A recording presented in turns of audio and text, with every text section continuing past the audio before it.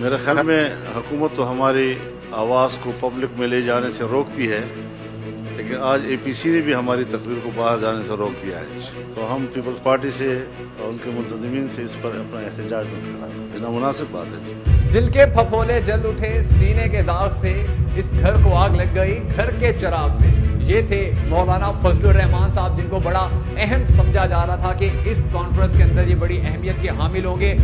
نتیجہ یہ نکلا کہ نہ تو ان کی آواز سنائی گئی کسی بھی سوشل میڈیا کے اوپر، کسی بھی چینل کے اوپر، اور رکوائی گئی نواز شریف اور بلاول زرداری کی طرف سے، اور اس کے ساتھ ساتھ ایک اور کام جو ہوا وہ اس سے زیادہ مزے کا تھا کہ نہ صرف ان کی آواز رکوا دی گئی بلکہ ان کی تصویریں بھی سامنے نہیں آنے دی گئی۔ اگر آپ نے غور کیا ہو کل والی کانفرنس پر تو 3 قسم کی ویڈیوز سب سے زیادہ چل رہی تھی۔ ایک میں جس میں صرف نواز شریف تھاپ تھے، ایک میں صرف آصف علی زرداری، اور جو تیسری تھی اس میں شہباز شریف اور بلاول زرداری تھے۔ یعنی کہ آپ اندازہ کر لیں کہ مولانا فضل الرحمان جیسی عظیم شخصیت کو، اتنے مدبر انسان کو، اتنے سلجھے ہوئے انسان کو اتنی بھی اہمیت نہیں دی ان مافیاز نے، ان اپنے مطلب کی بات کرنے والوں نے، اپنے مطلب کے لیے سوچنے والوں نے، اپنے پیٹ پہ ہاتھ مارنے والوں نے ان کی اتنی بھی قدر نہیں کی کہ نہ ان کی ویڈیو آئی اور نہ ان کی تصویر آئی۔ تو پوری امت کے لیے ڈوب مرنے کا مقام ہے کہ ہمارے علماء دین، جن کا یہ کام تھا کہ وہ ہمیں دین سکھاتے، جب وہ سیاست پہ گئے اور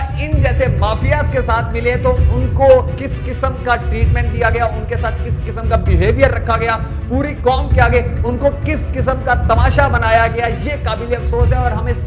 سب کو اس کے اوپر شرمندہ ہونا چاہیے، اسپیشلی مولانا فضل الرحمان صاحب کے جو چاہنے والے ہیں، جو سپورٹ کرنے والے ہیں، ان کو، کہ یہ مافیاز جنہوں نے ملک کو برباد کر دیا تھا، آپ ان کے ساتھ جا کر بیٹھ رہے ہیں۔ حالانکہ آپ کو تجربہ ہو چکا ہے کہ چند سال پہلے جب آپ اسلام آباد گئے تھے، اپنے پورا دھرنا دینے گئے تھے، اور مسلم لیگ نون کے جو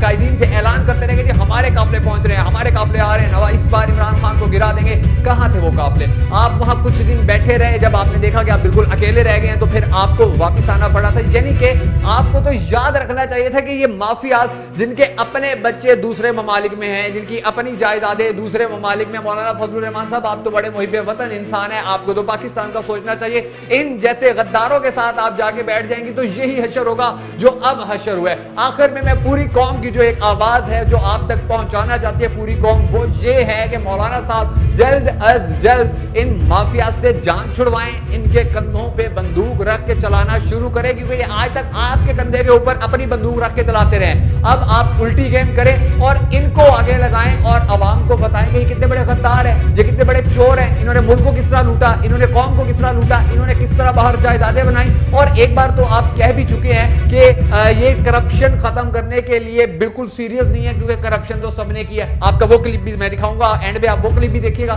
لیکن پوری قوم جو آپ سے اب چاہ رہی ہے کہ آپ علماء دین کا، جو دینی شخصیات ہیں، ان کا وقار، ان کا سٹیٹس اپ کرنے کے لیے جو ڈاؤن ہو چکا ہے، اپنا کردار ادا کریں اور ان مافیا سے جان چھڑوا کر پاکستان کے حق میں بات کرنا شروع کیجئے، پاکستان کو سپورٹ کرنا شروع کیجئے۔ پاکستان کی اکانومی جو ہے، جو بری ہو چکی ہے، اس کو ٹھیک کرنے کے لیے جو آپ کے اس وقت بیٹھے ہیں اسمبلی میں لوگ، ان کو سامنے آنا چاہیے تاکہ عوام کو پتہ چلے کہ آپ پاکستان کے لیے کھڑے ہیں، آپ ان جیسوں کے لیے نہیں کھڑے۔ اب وہ کلپ سن لیں کہ جس میں مولانا صاحب نے کہا تھا یہ تو ایک دوسرے، یہ سارے کرپٹ ہیں، ساری چور ہیں، یہ ایک دوسرے کی چوری یا کرپشن کبھی سامنے نہیں لائیں گے۔